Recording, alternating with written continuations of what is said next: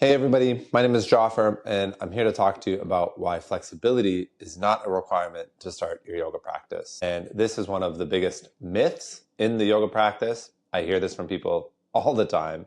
And when I tell them that I'm a yoga teacher, I get the same answer every single time. People tell me, ooh, I'm not flexible enough for yoga. And I just want to do one of these, but like right on their forehead. Because that's like saying, I don't play basketball because I don't know how to play basketball.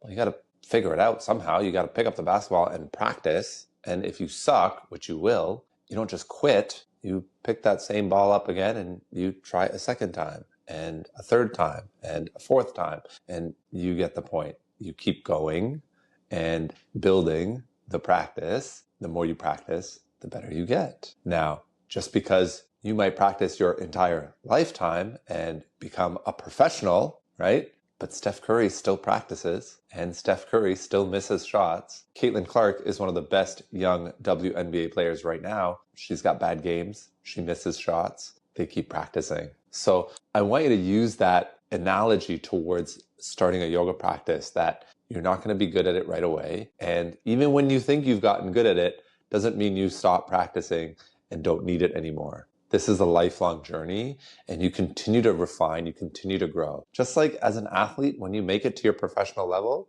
doesn't mean you stop practicing. You actually still continue to practice and continue to find new areas of growth. Just because Steph Curry is the best three-point shooter in the game doesn't mean that he's now going to try to shoot a different way and try to figure out a different shot pattern. No, it's the same thing. And again, yoga doesn't need to change every single time you practice. The poses you don't need to change the sequence or the poses every single time that you practice. Downward dog is downward dog. Warrior two is warrior two. Sitting for meditation is sitting for meditation. There's only a limited amount of ways that you could really do it, so you don't need to keep changing the game. And that's a big problem when it comes to consistency, but we will talk about that later on. So once again, welcome. My name is Joffer, and I want to talk to you today about one of the biggest myths in yoga.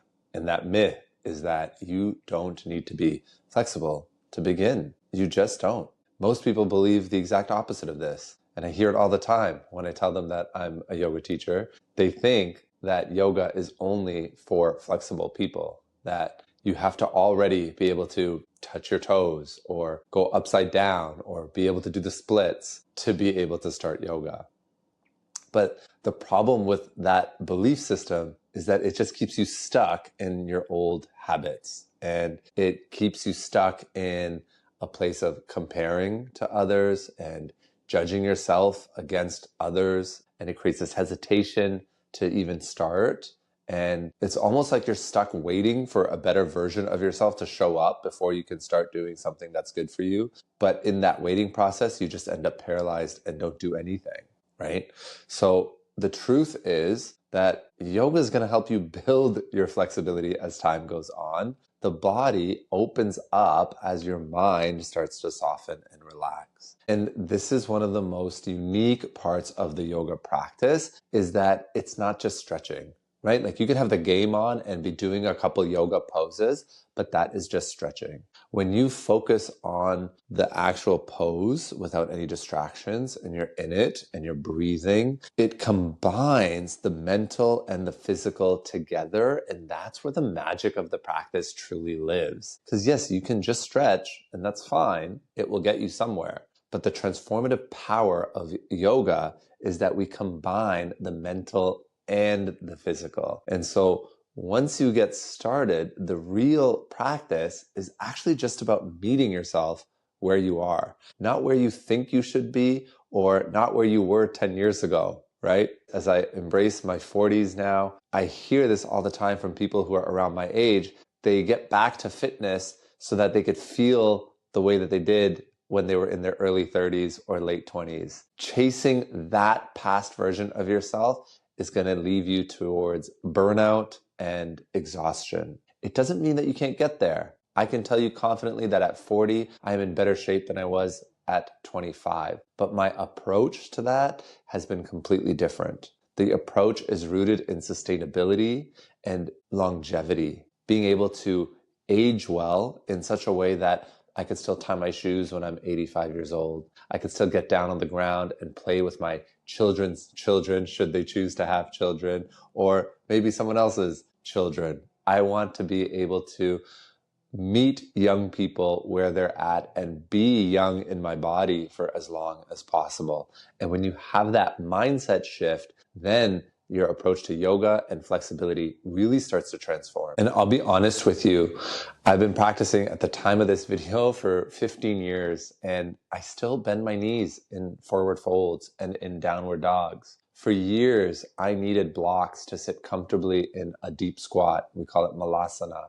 But with time, with patience, with consistent effort, and especially yin yoga, where we hold the shapes for 3 to 5 minutes, spending time in the poses and letting go of the fight, letting go of the expectations, letting go of judgment, it changed everything, right? Today, I can sit in a squat for up to 3 to 4 minutes, and I'm still practicing.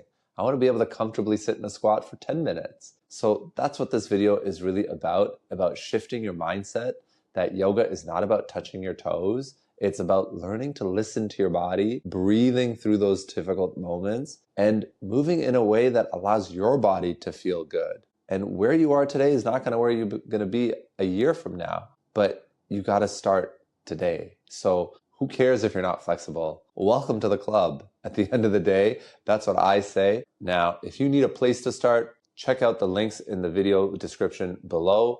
I have a free 15-minute yoga class that's got 5 poses that you can do every single day.